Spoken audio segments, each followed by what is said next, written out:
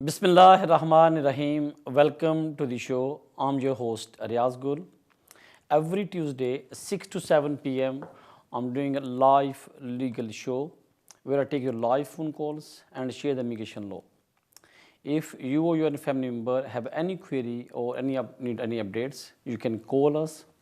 But if you need any detailed advice or you want to discuss any complex matter, so I request to all of you is better if you can just send the email or visit office. Then I will be in a better position to let me have a look all the paperwork, and then I will be in a better position to give the proper advice.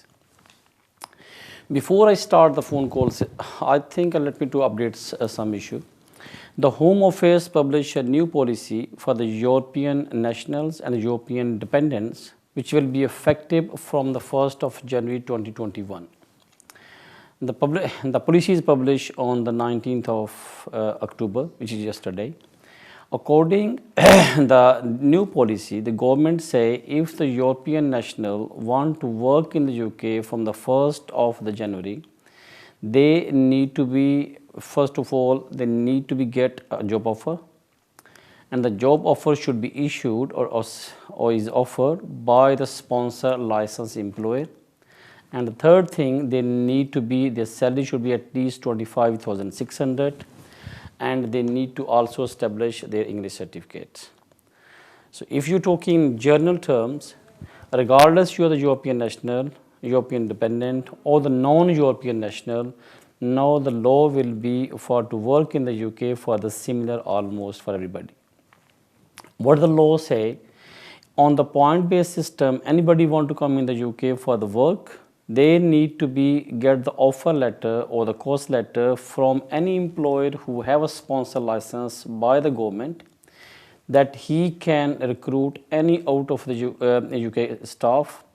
For that purpose, he need to be, or the company need to be, or the institute need to be registered with the government, get the sponsor license, and that company or the institute or the individual need to be registered with the government. And then they will be in a position to offer a letter any person out of the UK. For that purpose, of course, they need to be labor market test and job offer letter and that second things. But if anybody, no, I'm just particularly talking about the European people who they want to do the work in the UK after the January, what will be the implications and what are the requirements they need to be meet to that criteria. So generally, there are three things. First, they need to be sure they have offer letter or the job offer, and the employer is registered with the sponsor license. The salary at least they need to be offered more than 25,600. On top of that, the third thing is which is required is English certificate. So each individual applicant need to be sure he have B1, at least a B1 level English, so he can speak, read, write and listen, and that level if he can apply for the job and he can work here. But if the European national or the dependent, they want to come in the UK for visit, they have a right, they can come for the 6 months, but they have leave the country within 6 months. In that 6 months, they have very limited right to do activities. They can just join any conference, they attend the conference, they can attend the shows, event, but unfortunately, they can't involve to take the money and give the money, as they have the condition to the non-European national as well. The same thing will be implemented or will be imposed on the European national as well from the 1st of January. This is very simple in word I can say. From the grace time which is up to the 31st of December 2020, after that, if any European national, their dependent or any other person apart from the British and who have indefinite, they will be treated almost equally for the purpose of if you want to come in the UK for the work. I believe in the next week we'll discuss about the skilled worker requirement, but I'm just talking now for the European. So let us take the calls. Hello. Hello जी फरमाइए sir, आप live हैं, what's your question sir? Hello भाई आप live हैं, what is your question please? Good evening brother, good evening sir. Good evening sir. So there is one question of me that Please. I will get an indefinite on the refugee status after 3 months. And can I go to Pakistan on that basis or not? Okay, thank you for your call, my friend. First of all, you claim asylum in the UK on the base of if you go into your home country, there is a chance of the persecutions or you have fear of life to go back to your home country, regardless from A group, reasons, B reasons, or A group or B group. But unfortunately, you claimed if you gone back or you sent back from the home country, from here to home country, you will be persecuted or you will be, your life is danger in the country. Now you are saying after 3 months you are going to be get the indefinite settlement or maybe the nationality. Then how you can say no, the home country is safe for you? So it means you have a contradiction between your claims and the facts. So if anybody under the refugee status or even they got an indefinite or he visit the home country, there is a unfortunately is a, I'm not saying 100%, but there is a chance the home office can stop at the airport. They will ask the first question, where you came from. You claim the asylum 5 years back that you have very fear of life in home country. So if your circumstances change, then you should go back. And even honestly, they have a right to cancel your refugee status. I think the last program, before the 1 week, someone called me and they said his passport one was detained by the airport, and they said you went to the home country during your indefinite leave to remain because you claimed asylum. So by law, yes, the home office have a right, or the immigration officer or the clearance officer or the visa officer, they have a power to saying, okay, before 5 years you claim the asylum, to going back to your home country, you have fear of life on your home country. Now you visit the country and you came back as a safe, so it means your home country is safe for your life. Goodbye, you can go. Until unless there is a very unfortunate, very serious matter, but any refugee status of indefinite leave to remain, I totally recommend no way to go home country. But I don't know what's the fact of your matter. Thanks for call. लेते हैं next call. जी फरमाइए. Hello. Hello जी फरमाइए. अस्सलाम वालेकुम. वालेकुम सलाम जी. हाँ जी सर, मेरे पास मैं आयरलैंड से बोल रहा हूँ. मेरे पास आयरिश पासपोर्ट है. राइट. तो मुझे आफ्टर 31st ऑफ दिसंबर मुझे कोई वीजा वगैरह चाहिए कि नहीं? मेरे पास आयरिश पासपोर्ट है, मेरे बच्चे के पास भी आयरिश पासपोर्ट है, जो ये नॉर्दर्न आयरलैंड के साथ आयरलैंड. और आप रहते कहाँ पे हैं इस वक्त? मैं आयरलैंड पे रहता हूँ. Okay, thank you. आप टीवी पे आंसर सुने. मेरे भाई, जो मैंने स्टार्ट में कहा कि जितने भी यूरोपियन नेशनल हैं या उनके डिपेंडेंट हैं, आफ्टर 31st ऑफ दिसंबर के बाद अगर वो यूके में आना चाहेंगे, उनके पास राइट है, वो विज़िट के लिए आ सकते हैं up to the maximum of the 6 month. But उन 6 मंथ के अंदर आपके जो राइट्स हैं लिमिटेड हैं. नंबर 1, आप किसी किस्म की बिजनेस एक्टिविटी में इन्वॉल्व नहीं हो सकते. You can't be stand on the shop to be as a cashier, और you can't be involve to give and take the money straight away as on the front. So it means अगर आपकी company है, आप UK में आते हो, किसी से कोई एग्रीमेंट साइन करना है, yes you can sign the contract as a director और the manager of the company. You can come as a visitor, you can stay up to 6 months, but you have to leave the country within 6 months. आपको visit के लिए UK में आने के लिए वीज़े की ज़रूरत नहीं होगी, आप आ सकेंगे. लेकिन अगर आप आके यहाँ पे काम करना चाहते हैं तो फिर आपके ऊपर 3 कंडीशंस आएंगी, वो जो कि नॉन यूरोपियन के ऊपर है. नंबर 1, आपके पास स्पॉन्सर लाइसेंस हो. जो स्पॉन्सर आपको जॉब ऑफर कर रहा है उसके पास वो स्पॉन्सर लाइसेंस रजिस्टर्ड हो विद द होम ऑफिस. आपकी सैलरी 25,600 हो और आपके पास IELTS B1 के इक्विवेलेंट इंग्लिश सर्टिफिकेट होना चाहिए.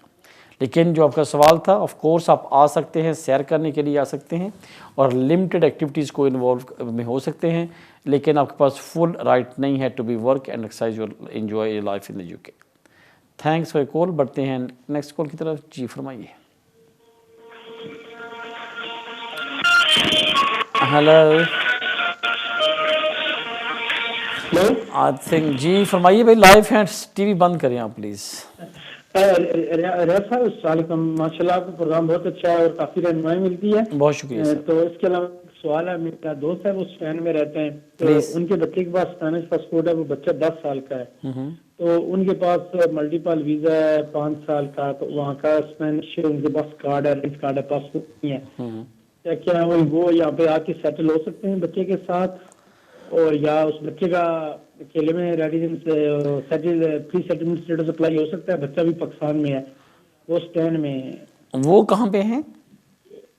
स्पेन में। जी जो स्पेन में बंदा है उसके, पास, जो स्पेन में मेरे भाई आपका दोस्त है उसके पास नेशनलिटी कौन सी है? ठीक, तो उस बच्चे के लिए कुछ हो सकता है? भाई बच्चे की नेशनलिटी कौन सी मेरे भाई?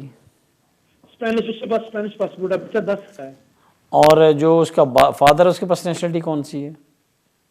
उसके पास पाकिस्तानी नेशनलिटी है, वो स्पेन का कार्ड है, रेजिडेंस कार्ड। अभी नेशनलिटी नहीं मिली उसके फादर को, मदर उसकी पाकिस्तानी में है, वो पाकिस्तानी नेशनल है।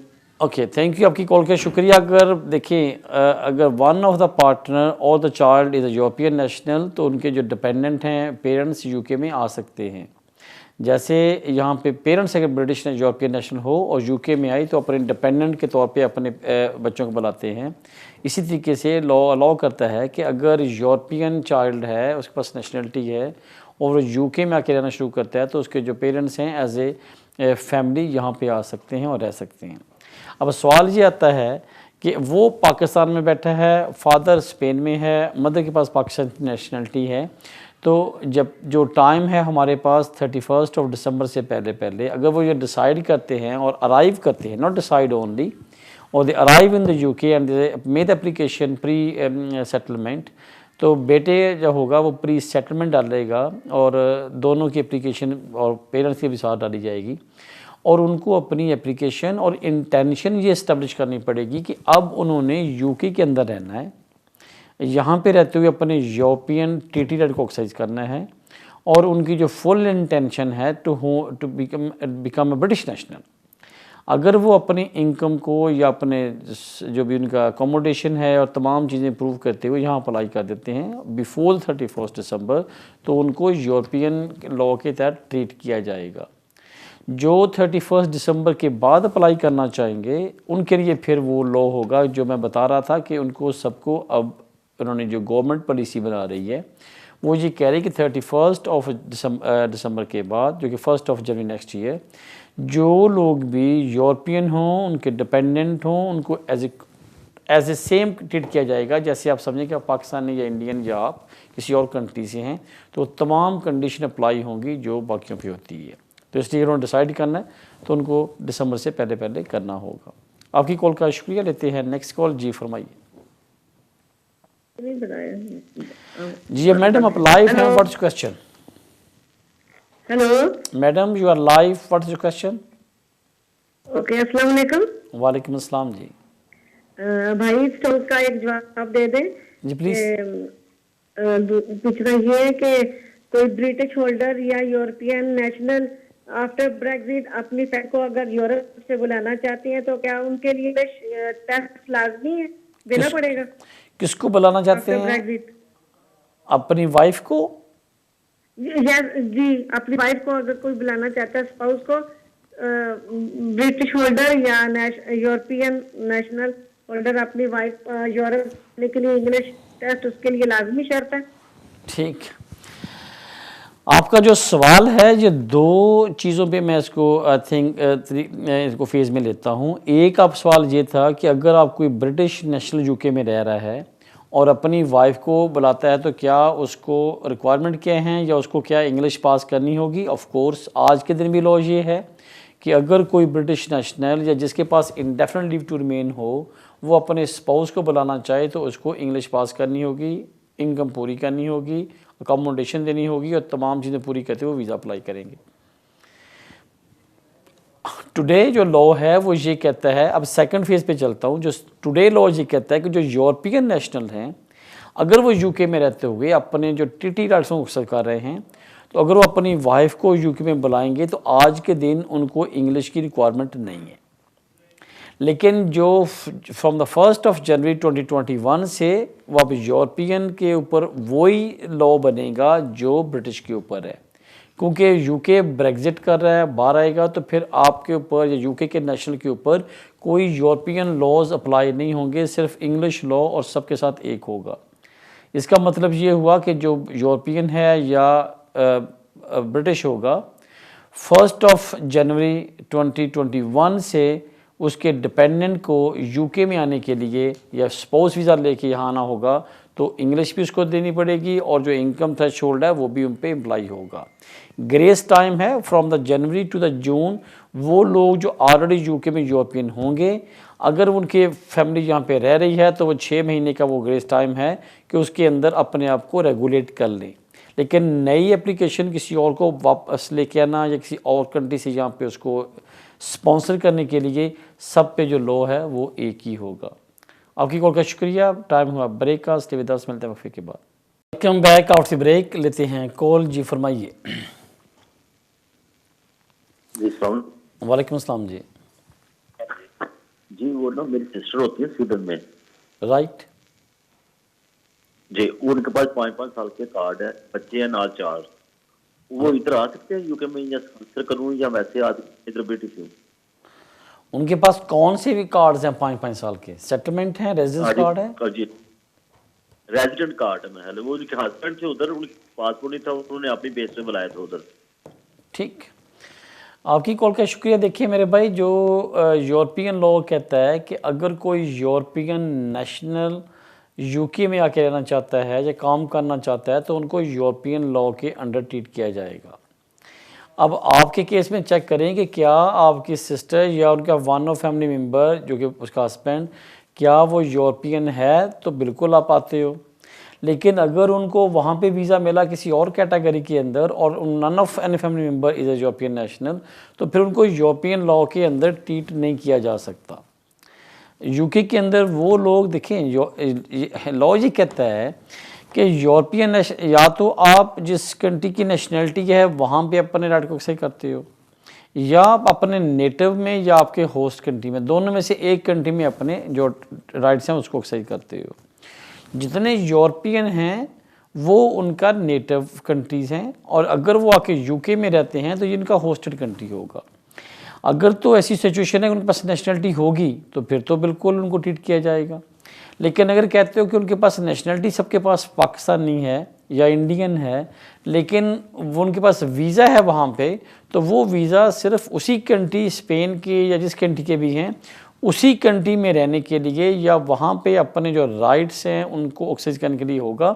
वो राइट्स यूके के अंदर कन्वर्ट नहीं हो सकते। यूके के अंदर सिर्फ और सिर्फ जो यूरोपियन नेशनल्स हैं या उनके डिपेंडेंट्स हैं वो यहाँ पे अपने राइट्स को एक्सरसाइज कर सकते हैं। पहले चेक करें, अगर तो उनके पास कोई वीज़ा हो, किसी के पास नेशनलिटी यूरोपियन ना हो, तो फिर जो उनको वहाँ पे राइट मिला हुआ है उसी को एक्सरसाइज करें, और जब वो क्वालिफाइड करते हैं तो नेशनलिटी करें।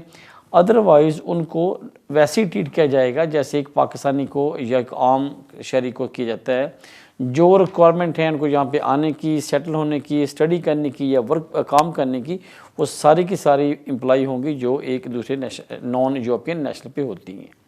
आपकी कॉल का शुक्रिया। लेते हैं नेक्स्ट कॉल। जी फरमाइए। हेलो जी फरमाइए सर, आप लाइव हैं, व्हाट इज योर क्वेश्चन? जी रियाज भाई, कल का प्रोग्राम बहुत अच्छे होते हैं और हम लोगों को खास तौर पे मुझे बहुत नॉलेज मिली है पिछले लास्ट ईयर के अंदर। रियाज भाई, मेरे एक जो आज सवाल है वो ये है, मैं अली बात कर रहा हूँ लंदन से। मेरी कंपनी 29 को शट डाउन हो गई और अभी मैं जॉबलेस हूँ। मुझे अब मुझे ये थोड़ा सा प्लीज प्रॉपर गाइड करें, हमेशा आप अच्छा करते हैं कि मुझे, मैं ट्राई तो कर रहा हूँ दूसरी जॉब की, लेकिन जो करंट सिचुएशन चल रही है आप देख रहे हैं किस तरह प्रॉब्लम है। जी जी। तो मैं टीयर 2 से इंडेफिनेट में आ गया हूँ, PR है मेरे पास, और नेक्स्ट ईयर मेरी नेशनलिटी है। ठीक। तो मुझे बताएं कि क्या मैं कोई यूनिवर्सल क्रेडिट वगैरह ले सकता हूँ या कोई जॉब अलाउंस, और क्या कुछ चीज ले सकता हूँ? मुझे कोई हर्ज तो नहीं होगा ये नेशनलिटी के अंदर, क्योंकि मैं मेरा हाउस रेंट भी ले सकता हूँ या नहीं ले सकता? प्लीज मुझे प्रॉपर जैसा हमेशा समझाते हैं। गाइड करते हैं। थैंक यू वेरी अली साहब, thank you, much appreciate for appreciation. खुशी होती क्योंकि ये वॉलंटियर काम कर रहे हैं कम्युनिटी के लिए। वीनस टीवी का थैंक यू, उन्होंने प्लेटफॉर्म दिया और मैं अपना थोड़ा सा कंट्रीब्यूट कर रहा हूँ, इसमें हिस्सा डाल रहा हूँ एंड आप लोग पसंद करते हैं, बहुत शुक्रिया। कम टू द पॉइंट, देखें ये एक जनरल प्रिंसिपल है, जो लोग यूके में ब्रिटिश सिटीज़न हैं, जिनके पास पासपोर्ट है, नेशनलिटी है, या जिनके पास यहाँ पे सेटलमेंट है, रिगार्डलेस वो इंडेफिनिट है या अंडर द यूरोपियन लॉ उनके पास आ गई सेटलमेंट आ गई है, या रिफ्यूजी के बेस पे उनके पास इंडेफिनिट मिल गया है, दोनों सूरतों में जिसके पास यूके के अंदर परमानेंट रेजिडेंस हो, उनके पास राइट है कि अगर उनके हालात फाइनेंशियल अच्छे ना हों तो वो यूनिवर्सिटी कैडेट लें, तो उनकी जब वो नेशनलिटी की एप्लीकेशन करेंगे तो उस पर किसी किस्म का अफेक्ट नहीं होगा। ये एक पार्ट हो गया जनरल। अब सवाल ये आता है कि अगर आप इस पोजीशन में हैं और फ्यूचर में आप अपने स्पॉन्सर को स्पॉन्सर करने जा रहे हैं, तो वहाँ पे आपकी पोजीशन क्या आएगी? वहाँ भी फिर आपको अनफॉर्चुनेटली कंसिडर करना होगा कि कम से कम 6 माह पहले आपको जॉब ढूंढनी होगी, जॉब होगी, आपके पास पे स्लिप्स होंगी, बैंक स्लिप में पैसे आएंगे, किसी किसी का बेनिफिट क्लेम नहीं कर रहा है, तब आप अपने वाइफ को या अपने पार्टनर को स्पॉन्सर कर सकते हैं। अगर ये शर्त है कि जनरल प्रिंसिपल नेशनलिटी और इंडेफिनिट या सेटलमेंट के लिए, लेकिन इसके साथ साथ जो अनफॉर्चुनेटली कोविड-19 आया है, इसमें कुछ लोगों के नुकसान भी हुए हैं और ये जो वर्ड है या लॉज हैं बड़े चेंज हुए रैपिडली। इसके अंदर एक जो मेजर चेंजेस आई है वो यूके लॉ के अंदर वो ये है कि अगर आपके पास कोई किसी किस्म का वीज़ा भी है, अब मैं नाम लेता हूँ, लेट्स से कि आपके पास बच्चों की बेस पे 10 साल का ह्यूमन राइट्स का वीज़ा है, अंडर द ह्यूमैनिटेरियन ग्राउंड्स आपके पास वीज़ा है, आपने यहाँ पे 20 साल गुजार लिया, आपके पास वो 10 साल की कैटेगरी के अंदर वीज़ा है, तो गवर्नमेंट ने कहा था कि अगर आपके पास हालात ऐसे नहीं हैं तो आप अपने change of condition of the circumstances की एप्लीकेशन करोगे for to allot a public fund. तो जो लोग एप्लीकेशन कर रहे हैं उनकी काफ़ी हद तक, बल्कि जो मैंने लास्ट फिगर दिए थे if no wrong some time in September, वो ये फिगर कह रहे थे कि कम अज़ कम 5600 प्लस लोगों ने सेकेंड क्वार्टर ऑफ द 2020, जो कि 1 अप्रैल से लेके 30 जून तक बनता है, लोगों ने अप्लाई किया और उसकी एवरेज 30 डेज़ में डिसीजन हुआ और 89% के पब्लिक फंड अलाउ हुए हैं। आपने एप्लीकेशन करनी है, मैं उन लोगों की बात कर रहा हूँ जिनके पास ना तो ब्रिटिश पासपोर्ट है, ना उनके पास इंडेफिनिट है, ना उनके पास सेटलमेंट रेजिडेंस कार्ड है 5 साल के बाद मिला, यूरोपियन के बेस मिला। वो लोग भी अगर उनके फाइनेंशियल स्टेटस अच्छे नहीं हैं तो वो गवर्नमेंट को एप्लीकेशन करेंगे, तो गवर्नमेंट आपको पब्लिक फ़ंड अलाउ करती है, तो फिर आप पब्लिक फ़ंड लें तो किसी किस्म की प्रॉब्लम नहीं। प्रॉब्लम सिर्फ 2 लोगों को आती है जो मैं नेमली बड़ा शो करता हूँ। एक तो वो लोग जो स्पाउस वीज़े पे हैं, अगर वो पब्लिक फंड लेंगे तो उनको 5 साल की कैटेगरी से निकाल के 10 साल में डाल दिया जाएगा। या फिर वो लोग क्लेम नहीं कर सकते जिनके कार्ड के बैक पे लिखा हो कि no public fund not allowed. तो जब तक आपको गवर्नमेंट अलाउ नहीं करती, काउंसिल आपको बेनिफिट नहीं देती। लेकिन आपके लिखा है कि नो पब्लिक फंड अलाउड, आप एप्लीकेशन करें, जब आपको लेटर मिल जाए होम ऑफिस से ग्रांट हो जाए, तब आपके पास कोई प्रॉब्लम नहीं है। जौहरी साहब, आपने सवाल पूछा, आपके पास इंडेफिनिट है, क्लेम कर सकते हैं, बट ये कीप इन माइंड कि अगर आपने कल को फ्यूचर में अपनी वाइफ को या अपने फैमिली को बुलाना हुआ तो फिर उस पर इम्पैक्ट ना आए, और जब भी आपके हालात अच्छे हों, जब आपको जॉब मिल जाए, तो जल्दी से इस कैटेगरी से बाहर आके अपनी इनकम पे रिलाई करना शुरू करें। आपकी कॉल का शुक्रिया। लेते हैं नेक्स्ट कॉल। जी फरमाइए। हेलो जी फरमाइए सर। वालेकुम अस्सलाम सर, आप लाइव हैं, व्हाट्स क्वेश्चन? जी जी सर, मेरा एक छोटा सा क्वेश्चन है। 2 वीक पहले आप पेंशन के लिए अप्लाई किया था, leave to remain on the route, right? तो मुझे एक इमरजेंसी है कि मेरे अब्बू का ऑपरेशन है पाकिस्तान, हार्ट बाईपास, तो उसके मुझे जानना जरूरी है, क्योंकि तो उसके लिए मैं कुछ फर्दर तो मैं रिक्वेस्ट करवा के कोई ईमेल करके या कोई एक्स्ट्रा पेमेंट करके कुछ हो सकता है? आपका वीज़ा कौन सा था मेरे भाई? on leave to remain on the parent। Okay, और 10 साल की कैटेगरी के अंदर है आप? ये मेरी तीसरी एक्सटेंशन है, ये मेरी तीसरी एक्सटेंशन है। Okay right. अब वीज़ा कब ख़त्म हो रहा है आपका?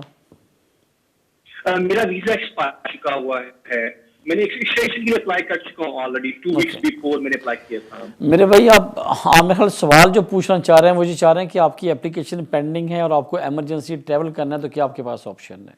2 ही तरीके हैं आप, थैंक यू, आप सिर्फ एक ही काम कर सकते हैं कि आप उनको ईमेल करें, फ़ोन करें और रेफरेंस नंबर दें कि ये मेरी एप्लीकेशन है।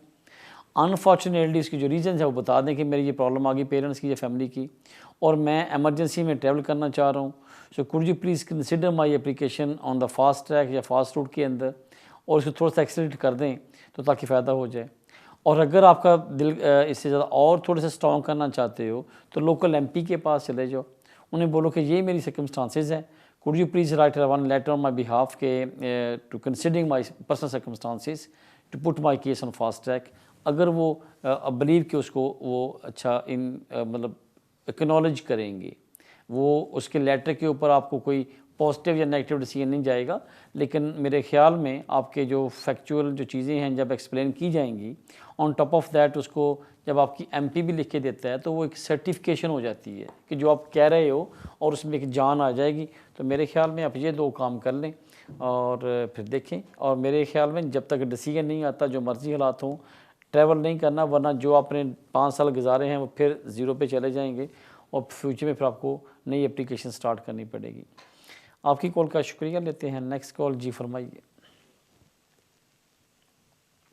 Hello hello, good evening sir. फरमाइए सर, आप लाइव हैं, व्हाट्स क्वेश्चन? अच्छा सर, मेरे 2 सवाल, एक सवाल है प्लीज कि मैं अपने भाई का स्पाउस वीजा अपने भाई का स्पॉन्सरशिप करना चाहता हूँ इंडिया से, लेकिन मैं अनएम्प्लॉयड हूँ और मेरी वाइफ ब्रिटिश सिटीजन है और मैं यहाँ स्पाउस वीजे पे रहता हूँ। पहला तो दूसरा ये है कि सेम के अपने माँ बाप को अगर मैं यहाँ पर स्पॉन्सर करना चाहता हूँ खाली विजिट के लिए, सेम जैसे भाई को स्पॉन्सर पे बुलाना चाहता हूँ, क्या मेरी वाइफ मेरे भाई को और माँ बाप को स्पॉन्सर कर सकती है? क्योंकि मैं तो स्पाउस वीजा पे हूँ और मेरी वाइफ ब्रिटिश सिटीजन है। ठीक है, आप मुझे बताएं कि स्पॉन्सर का मतलब क्या बोलते हैं? उनको विजिट के लिए बुलाना चाहते हैं यहाँ पे? नहीं, जस्ट विजिट के लिए। ठीक, थैंक यू मेरे भाई। विजिटर के लिए बड़ा सिंपल सा प्रिंसिपल है कि अगर कोई यूके में यहाँ पे विजिटर आना चाहता है तो उनको 3 चीज़ें इस्टेब्लिश करनी पड़ती हैं। नंबर, जो एप्लीकेंट है, जो कि आपके अम्मी अब्बू या आपका भाई है, वो इकट्ठे अप्लाई करें या अलग-अलग अप्लाई करें, इधर सिचुएशन में उनको ये साबित करना पड़ेगा कि उनके अपने होम कंट्री में सोशली, इकोनॉमिकली, फाइनेंशियली वहाँ पे टाइज़ हैं और वो वहाँ पे वापस जाएंगे, उनको छोड़ नहीं सकते। आपके भाई की वहाँ जॉब है, वो वैसे मिलने आ रहा है, वापस जाएगा। हाँ जी। फैमिली के पेरेंट्स की, फादर और मदर की वहाँ पे प्रॉपर्टी है, दुकान है, जॉब है, बिज़नेस है, वो नहीं छोड़ते, वापस जाएंगे। नंबर 2 ये है कि यूके के अंदर जो स्पॉन्सर है, जो कि आप और आपकी वाइफ दोनों एज ए जॉइंट स्पॉन्सर हो सकते हो। ये कंडीशन नहीं कि आपके पास स्पाउस वीज़ा है तो आप स्पॉन्सर नहीं कर सकते, आप भी कर सकते हो, ठीक। लेकिन जब स्पॉन्सर करते हो तो आपने ये इस्टेब्लिश करना कि आप फाइनेंशियली एंड इकोनॉमिकली और उसके ऑन टॉप ऑफ दैट आपके पास सफिशेंट या एम्पल अकोमोडेशन है। नंबर 1, आप जॉब कर रहे हैं, दोनों आपके पास सेविंग पड़ी है, रेगुलर सोर्स ऑफ इनकम है, पैसे सफिशेंट आपके पास हैं। जब वो यूके में आएंगे तो आपको उनको मेंटेन एंड अकोमोडेट करते हुए पब्लिक फंड पे रिलाई नहीं करना पड़ेगा और आप अपने आप को, अपनी फैमिली को मेंटेन करते हुए उनका जो कॉस्ट आएगी आप बियर कर सकते हो। ये 2 क्वेश्चन हो गए। नंबर 3 कंडीशन ये कि उनके आने का पर्पज़ क्या है। पहली बात, आज के दिन में अगर पूछते हो तो unfortunately very less chance. Government stop कर रही है कि ये स्मार्ट लॉकडाउन कर रहे हैं या इन्होंने टियर 1, 2, 3 पेयर्स बना दिए हैं कि ये टाउन इस पोजीशन में जा रहा है, ये टाउन इस पोजीशन में जा रहा है। और नंबर 3 ये कहा कि आप एक फैमिली दूसरे घर में जा नहीं सकती और आप अपने फैमिली को बुलाओगे तो किस पर्पज़ के लिए बुला रहे हो? क्या जनरल विजिटर के लिए बुला रहे हो? तो मेरे ख्याल में this is not a suitable and the best time. अगर कोई ख़ास रीज़न है वेरी पर्टिकुलर तो यस अंडरस्टैंड की जा सकती है। और थर्ड ये है कि तीनों बंदों को इकट्ठे क्यों बुला रहे हो? Why they want all the family together? तो ये कुछ सवाल हैं, अगर आप उसके आंसर आपके पास हैं तो यस करें। लेकिन जनरली इन सर्कमस्टांसेस में ड्यू टू अनफॉर्चुनेटली कोविड-19 की वजह से मेरे ख्याल में जो विजिटर है और स्पेशल यूके के लिए इनको इतना ज़्यादा पजीराई या रिकमेंडेशन नहीं है, तो इसलिए ध्यान से एप्लीकेशन से पहले कम से कम अपने तमाम डॉक्यूमेंट्स को चेक करते हुए किसी से प्रॉपर एडवाइस लेना, ताकि ये ना हो कि आप पैसे लगाएं और फिर आप समझें कि रिफ्यूज़ल लग जाएगा, तो फ्यूचर में भी कभी एप्लीकेशन करेंगे तो फिर वो अफेक्ट उनके साथ जाएगा। आपकी कॉल का शुक्रिया। लेते हैं नेक्स्ट कॉल। जी फरमाइए।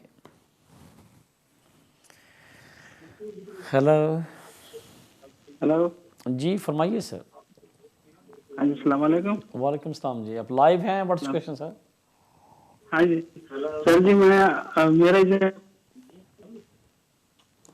मेरे भाई आप टीवी पे छोड़ दें, बस फ़ोन पे बात करें। क्या सवाल है आपका? आप मेरी आवाज़ सुन रहे हो? मैं बिल्कुल सुन रहा हूँ, आप टीवी पे ना बात करें, फ़ोन पे बात करें। क्या सवाल है सर? ओके सर जी, मेरा जो है ना कि मेरा है ना 2.5 साल वीज़ा बार लेट चुका हूँ, ठीक है सर। और अभी अभी 5 साल का मिलेगा, कैसे मिलेगा? वही 2.5 साल मिलेगा। आपके पास वीज़ा कौन सा है? 2.5 साल की है। आप स्पाउस वीज़े पे? बार ले चुका हूँ। आप स्पाउस वीज़े पे हो? सालम सीकर से मिली है, मेरे होम राइट्स से मिली है मेरा। ओके ठीक है, आपकी कॉल का शुक्रिया। मेरे भाई टीवी भी आप सुने जाके, क्योंकि अभी टीवी बंद नहीं किया, सारी कन्वर्सेशन बार बार सवाल करना पड़ा। तमाम दोस्तों से रिक्वेस्ट है, प्लीज़ जब आपकी कॉल मिल जाए तो आप प्लीज़ टीवी को म्यूट कर लें, बंद कर लें, दूसरे रूम में आ जाएं, वरना आप टीवी पे सवाल सुनते हैं, बात करते हैं, फिर प्रॉब्लम आती है। जो ये साहब का सवाल था, क्योंकि इतना सवाल लंबा कर लिया भाई साहब ने, क्योंकि टाइम हुआ ब्रेक का, ब्रेक लेते हैं, उसके बाद इनके सवाल का आंसर करूँगा। आप please just stay with. Welcome back. जो मेरे दोस्त ने सवाल पूछा था उसके लिए मैं बोलता चलूँ कि क्योंकि बार बार वो सेम आंसर आ रहा है कि जो लोग यहाँ पे, क्योंकि रेलेवेंट सवाल वही है कि अगर कोई यूरोपियन या उनके डिपेंडेंट यूके में ऑलरेडी रह रहे हैं, उनके पास टाइम है कि 31 दिसंबर तक वो अपने यहाँ पे स्टेटस को रेगुलेट कर सकते हैं। लेकिन अगर उसके बाद भी जो टाइम होगा, उनके पास टाइम होगा 30 जून तक। जो लोग already before the 31 December UK में होंगे, उनके पास राइट होगा कि वो जून तक यहाँ पे अपनी प्री सेटलमेंट या सेटलमेंट एप्लीकेशन करें। लेकिन जो लोग यूरोपियन या उनके डिपेंडेंट फ्रॉम द 1 जनवरी यहाँ पे आना चाहेंगे, उनके ऊपर वो तमाम न्यू लॉज होंगे जो कि नॉन यूरोपियन के ऊपर लगते हैं। तो इसलिए ये बड़ा कॉमन सा क्वेश्चन है जो यूरोपियन के लिए ख़ास पे बात की जा रही है। But before I close the programme today, मैं और डिटेल में अपडेट करूँगा आपको। लेते हैं नेक्स्ट कॉल। जी फरमाइए। हेलो हेलो जी फरमाइए सर। सर आप लाइव हैं, व्हाट्स योर क्वेश्चन? अस्सलाम वालेकुम रियाज साहब। रियाज साहब, मैं आईसीटी टीयर 2 जनरल वीजा पे आया हूँ, टीयर 2 आईसीटी वीजा पे आया हूँ, और मुझे सवा 4 साल हो गए हैं। और मेरी कंपनी का ऐसा रूल है कि वो 5 साल से ऊपर आईसीटी में रहने नहीं देते। तो अभी 5 साल जब हो जाएंगे हमारे, तो हमारे पास क्या ऑप्शंस हैं कि हम यहाँ पे वापस स्टे कर सकते हैं? ठीक, बड़ा अच्छा सवाल, और मुझे मज़ा आया कि आपने शॉर्ट सवाल पूछा। Thank you my friend. April 2015 में जो आईसीटी के लॉ आए थे, उसके अंदर ये था कि जो लोग यूके के अंदर इंट्रा कंपनी ट्रांसफ़र आईसीटी में आएंगे, उनके पास ओनली 2 राइट हैं कि वो साल के लिए, 2 साल के लिए, और the maximum up to 6 year UK में रह सकते हैं। एक ये कंडीशन थी। सेकंड ये कंडीशन है कि रिगार्डलेस अब यहाँ पे 5 साल गुजारें या 6 साल गुजारें, आप इस टाइम को as a settlement route consider नहीं किया जाएगा। इसका मतलब ये हुआ कि अगर आप 5 साल के बाद टीयर 2 जनरल पे आते हो, तो आपके पास राइट है कि आप इंडेफिनिट अप्लाई करें। लेकिन अगर आप आईसीटी में 6 साल भी गुजार लें, तो तब भी आप यहाँ पे इंडेफिनिटली अप्लाई नहीं कर सकते। हाँ, अगर आप किसी और तरीके से ये 6 साल और 4 साल गुजार लेते हो, यहाँ पे 10 साल के लिए पूरे कर लेते हो, तो फिर उसमें काउंट होता है। बट क्योंकि आपकी कंपनी की पॉलिसी ये है, तो फिर अनफॉर्चुनेटली, और उसके on top of that home office की कंडीशन या रिस्ट्रिक्शन इतनी ज़्यादा हैं कि वो कहते हैं कि आपको यहाँ पे विद इन कंट्री स्विच नहीं किया जा सकता। और साथ ही साथ ये है कि आप पे कर एक और कंडीशन आपके ऊपर ये है कि जब आप यहाँ से कंट्री पे छोड़ोगे, तो आपके पास स्कूलिंग 12 मंथ का जो रिस्ट्रिक्शन है कि विद इन 12 मंथ आप वापस किसी और कंपनी में एज ए जनरल टीयर 2 नहीं आ सकते। ये अनफॉर्चुनेटली कंडीशंस हैं, मैं आपको गाइड नहीं कर सकता, I can't be in a position be coaching you और leading you to be made application, लेकिन ये लॉ कहता है, ठीक है। अगर कोई और ऐसी कोई बात हो कि ह्यूमन राइट्स हैं कि आपने 6 साल यहाँ पे गुजारे हैं बच्चे के साथ और आपने पहले कोई और टाइम गुजारा या 7 साल पूरे हो रहे हों बच्चे के साथ, तो पॉसिबल है कि आप under the human rights application करें, लेकिन अंडर द इमिग्रेशन आपको कोई अलाउ नहीं हो रहा। या एक मेरे केस मेरे एक्सपीरियंस में गुजरा है कि उनके डिपेंडेंट ने स्टडी यहाँ शुरू कर दी थी और उसके she was in middle of the PhD, first year pass कर लिया था, तो उसकी बेस पे उसकी वाइफ को वीज़ा मिल गया और उसने स्विच कर लिया, ये हुआ था। But if you asking me in very general, unfortunately ICT जो यहाँ पे लोग हैं अंडर द ICT वीज़ा, उनके लिए with in country switch allow नहीं है। आपकी कॉल का शुक्रिया, लेते हैं नेक्स्ट कॉल। जी फरमाइए। हेलो, मुझे लगता है शायद आपकी कॉल ड्रॉप हो गई, लेते हैं नेक्स्ट कॉल। जी फरमाइए। वालेकुम अस्सलाम जी। हेलो जी बिल्कुल, आप लाइव हैं मेरे भाई, सवाल पूछें क्या आपका जी। अस्सलाम वालेकुम। वालेकुम अस्सलाम सर। अल्हम्दुलिल्लाह अल्हम्दुलिल्लाह सर। सर सवाल क्या आपका मेरे भाई? मेरा एक सवाल है जी सर, सवाल है कि मैं 2012 में इस कंट्री में आया था, राइट, और मैं सुन रहा हूँ, पूछे सवाल पूछे मेरे भाई। हाँ जी, और मैंने ना इंडेफिनेट के बाद 1 साल के बाद अपनी ब्रिटिश नेशनैलिटी अप्लाई की थी, ठीक, तो उन्होंने मुझे रिफ्यूज कर दिया था इस बेस के ऊपर कि मैं यानी कि 2010 में मैं ओवरस्टे रहा था, मेरे पास विजिट वीजा था। अब सवाल क्या आपका? मुझे अभी इंतजार करना पड़ेगा, अभी मुझे 10 साल का बैन लगा दिया है, तो अभी स्टिल मुझे 2 साल और इंतजार करना पड़ेगा। ठीक, बहुत अच्छे मेरे कॉलर्स, खुद ही सवाल खुद ही आंसर। जब आपकी ये नेशनलिटी रिफ्यूज़ हुई थी तो लिखा था कि you unfortunately in 2012 you been in the UK without visa, illegal, overstayer और whatever A and B C। इसका मतलब ये हुआ कि जो वो अपने ब्रीच किया था 2012 में, उसकी वजह से आपको जो 10 इयर्स आपका करेक्टर जो कंडीशन है कि आपने लास्ट 10 इयर्स UK के अंदर लीगल गुजारने हैं, वो उसमें आता नहीं है।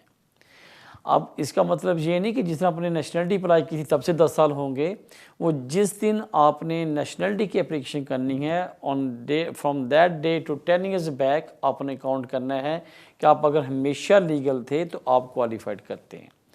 जस्ट सेक ऑफ आर्गूमेंट्स, अगर आप समझते हो कि आप 2012 दिसंबर के बाद हमेशा कभी इलीगल नहीं हुए, हमेशा आपके पास लीगल था स्टेटस, वीज़ा था, और prior to expire the leave you made the application for extension, तो आप वो कंसिडर हो गए कि आप लीगल थे, तो फिर आप दिसंबर 22 में अप्लाई कर सकते हैं।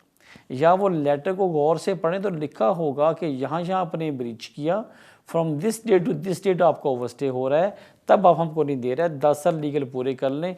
जो वो डेट लिखी हुई है उसके बाद जब लीगल स्टेटस आपका बन रहा है या रेगुलेट हो गए थे आप लोग, या आपने अपने स्टेटस को रेगुलेट कर लिया था जिस डेट से, उस डेट से आप 10 साल पूरे कर लें, फिर आप अपनी नेशनलिटी की एप्लीकेशन करना। आपकी कॉल का शुक्रिया, लेते हैं नेक्स्ट कॉल। जी फरमाइए।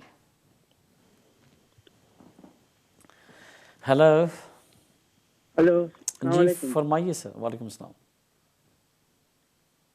हेलो, आप लाइव हैं मेरे भाई, सवाल क्या आपका?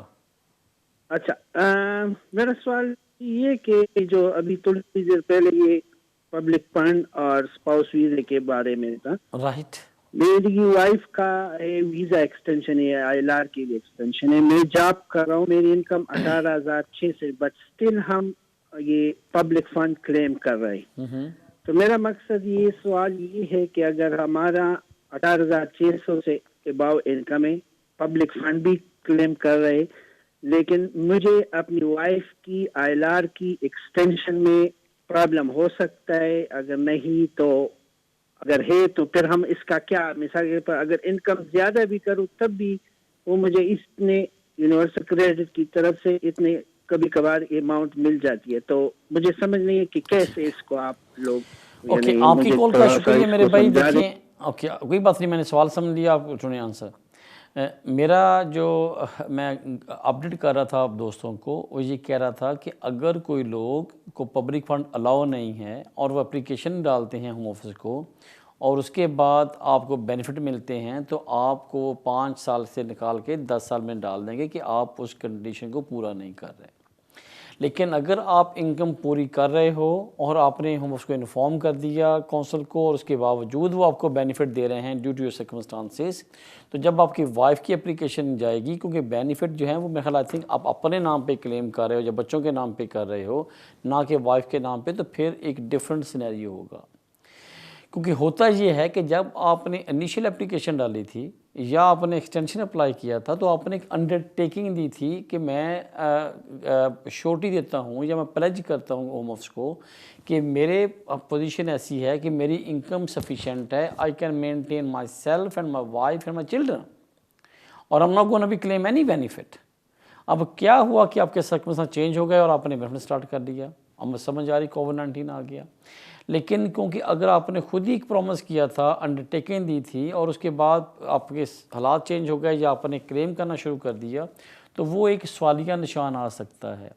बट एज़ फार एज़ आपने होम ऑफिस को और काउंसिल को सारी चीज़ें सच बताई हुई हैं और उसके बावजूद वो आपको दे रहे हैं, तो फिर देखें क्या होता है। लेकिन आइडियली हमारी तमाम व्यूअर्स को, क्लाइंट को, दोस्तों को ये एडवाइस होती है कि जब तक अगर कोई स्पाउस वीज़े पे हो तो वो किसी किस्म के बेनिफिट नहीं लेने चाहिए अनटिल और अनलेस कोई इंतहाई इमरजेंसी ना हो, apart from child benefits. Child को जो बच्चे को पैसे मिलते हैं उसका एप्लीकेशन पे, वाइफ के या हस्बैंड की स्पाउस एप्लीकेशन पे कोई नेगेटिव इम्पैक्ट नहीं आता, क्योंकि वो बच्चे का राइट्स है, बच्चे को मिल रहे हैं due to he is a British national. लेकिन उसके अलावा किसी किस्म की और बेनिफिट लेते हैं तो वो फिर इमिग्रेशन में आके थोड़ी सी कॉम्प्लिकेशंस आती हैं। बट आपके हालात ऐसे हैं, ले रहे हैं एप्लीकेशन करना, and wish you good luck. आपकी कॉल का शुक्रिया। लेते हैं नेक्स्ट कॉल। जी फरमाइए। Hello hello.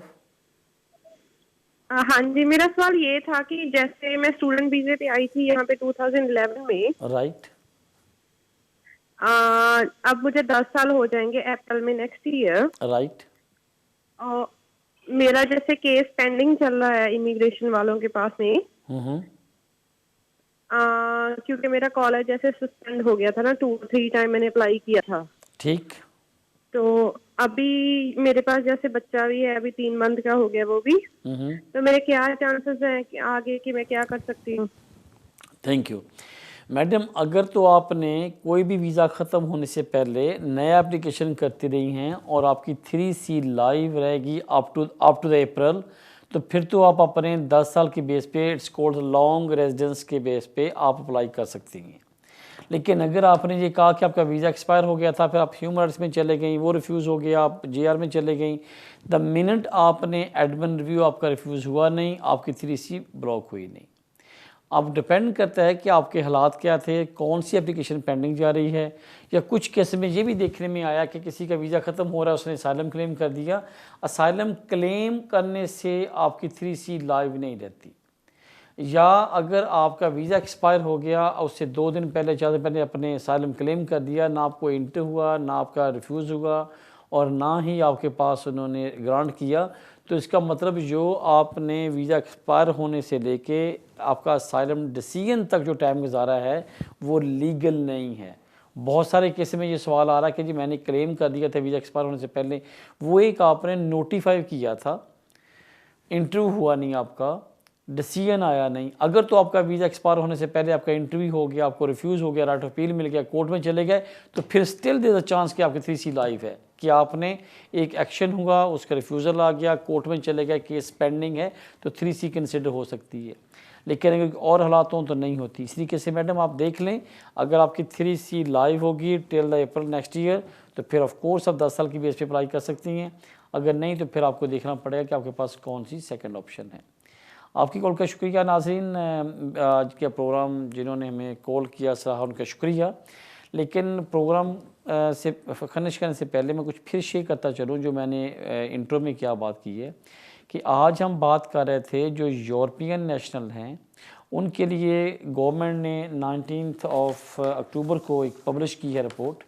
उसके मुताबिक ये कहते हैं कि जो रजिस्टर्ड है कि जितने भी European point based immigration system जो होगा उसके लिए जितने भी यूरोपियन सिटीज़न या उनके डिपेंडेंट अगर 1 जनवरी 2021 में यूके में आएंगे तो उनके ऊपर तमाम वही कंडीशन लागू होंगी जो कि नॉन यूरोपियन के ऊपर है। अगर वो काम करने आएंगे तो वो तीनों चीज़ें पूरी करनी पड़ेंगी कि वो तभी काम करेंगे कि उनके पास sponsor licence, sponsor cash letter हो, कॉस्ट लेटर हो, और जो ऑफ़र लेटर हो उस कंपनी के पास वो स्पॉन्सर लाइसेंस होने चाहिए गवर्नमेंट के साथ, इनकम 25,600 होनी चाहिए, और एप्लीकेंट के पास इंग्लिश जो B1 इक्विवेलेंट सर्टिफिकेट होना चाहिए।